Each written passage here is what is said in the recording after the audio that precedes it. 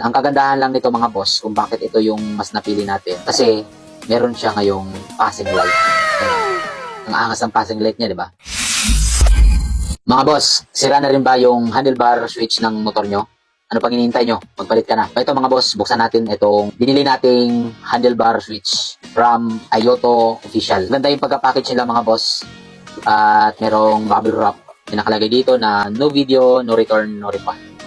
Ayoto handlebar switch. So, naka-bubble wrap siya para safety sa delivery. Yan, wow. Ganda. Tingnan nyo mga boss. Mahaba yung wires niya.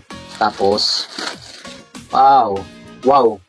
Tignan nyo naman mga boss. Mukha siyang yung mga stock ng handlebar switch ng mga motor. No? So yan, ang kagandahan lang nito mga boss, kung bakit ito yung mas napili natin. Kasi, meron siya ngayong passing light.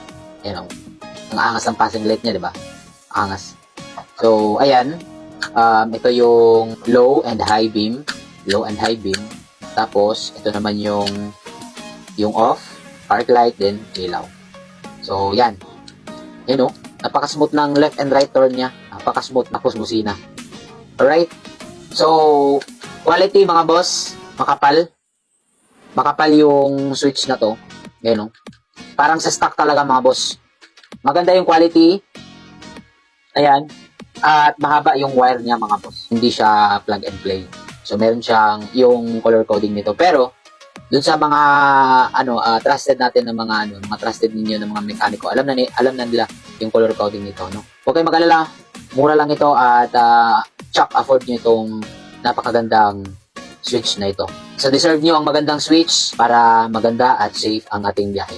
So next video, i-release natin kapag naikabit na itong handlebar switch na ito. I-click nyo lang yung yellow basket. Available lang ito sa yellow basket. At ilalagay ko yung link sa comment section para sure yung ganitong klaseng handlebar switch from Ayoto Official mismo ang mabibili nyo. Alright? Ride safe always mga boss.